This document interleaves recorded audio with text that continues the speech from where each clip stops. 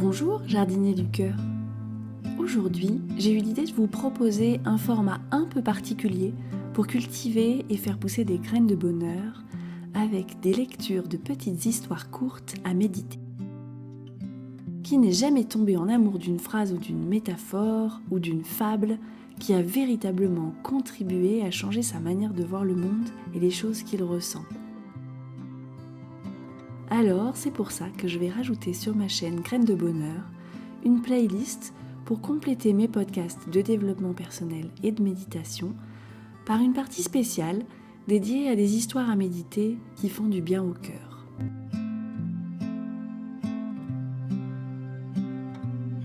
La gratitude, c'est se réjouir de ce qu'on doit aux autres. Nous avons récemment travaillé sur la gratitude avec l'un de nos groupes de patients à Sainte-Anne. Nous avons réfléchi sur les différents niveaux possibles dans la pratique de la gratitude.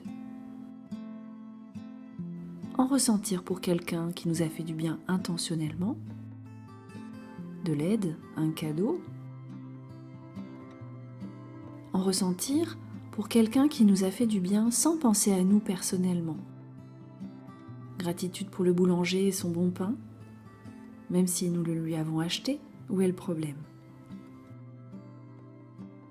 En ressentir pour d'autres humains que nous ne rencontrerons jamais. Gratitude pour Mozart, Bach, tous les humains qui nous ont précédés et qui nous ont légué tout ce que ce monde a de beau. Les générations de paysans qui ont façonné nos campagnes, etc. En discutant tous ensemble, nous avons même abordé des moments tels que la contemplation d'un coucher de soleil, d'une belle campagne, d'un beau ciel. Puisque c'est la nature à qui nous le devons, et pas à des humains, pas de gratitude? Si, aussi. Gratitude pour nos parents et ancêtres qui nous ont permis d'être là pour voir ça. Pour les humains du passé et du présent qui nous ont permis et nous permettent de vivre dans un pays en paix. Toutes les réflexions sur la gratitude nous ouvrent les yeux sur cette évidence. Nous devons presque tout à d'autres êtres humains. Nous pouvons nous en réjouir et exprimer, chaque fois que possible, notre reconnaissance.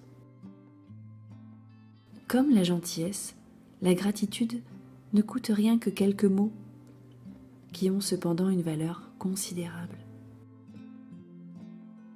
Il ne faut pas craindre de l'accepter.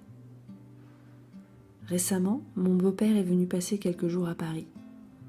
Au moment où l'on repartait prendre son TGV, je lui donnai un petit conseil sur les horaires qui lui a permis de partir 1 heure plus tôt dans un train direct sans correspondance, contrairement à ce qui était prévu. Rien de majeur donc. Pourtant, le lendemain, il a pris la peine de me rappeler pour me remercier.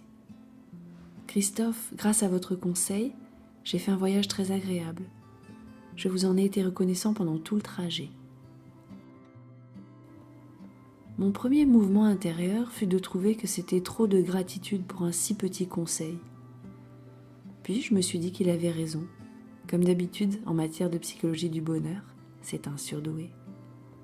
Après tout, le fait qu'il éprouve de la gratitude avait embelli son voyage et sa vision du monde. Et le fait qu'il me l'exprime m'avait fait plaisir. Le tout ne nous avait coûté, à lui comme à moi, que quelques phrases. Quelques petits mots pour beaucoup de plaisir partagé, à se sentir solidaire et amicalement lié. S'entraîner à la gratitude est très simple. Premièrement, noter chaque soir, pendant disons 1 semaine entière, 3 événements agréables de la journée. Une rigolade avec un proche, une belle balade dans la nature, une lecture intéressante. Deuxièmement, chercher ce qui dans ces événements est dû à d'autres êtres humains. Le copain qui m'a fait rire, les personnes qui ont tracé et entretenu le chemin que j'ai suivi pour ma balade et qui n'est pas tombé tout tracé du ciel, l'auteur du livre ou de l'article, l'imprimeur, l'éditeur. Troisièmement, prenez conscience et réjouissez-vous d'être reliés ainsi, pour le meilleur, à tant d'humains, connus ou non, renouvelez l'expérience plusieurs fois par an. Dans les moments où la vie est facile, puis lorsqu'elle l'est moins. Et quand vous serez devenu expert en gratitude, faites-le aussi lorsque vous souffrirez. Gratitude, compassion, admiration atténuent l'impact de nos douleurs. Dans ces moments, nous ne supportons pas que quelqu'un nous le rappelle. Il n'y a que nous qui pouvons décider de les pratiquer malgré tout.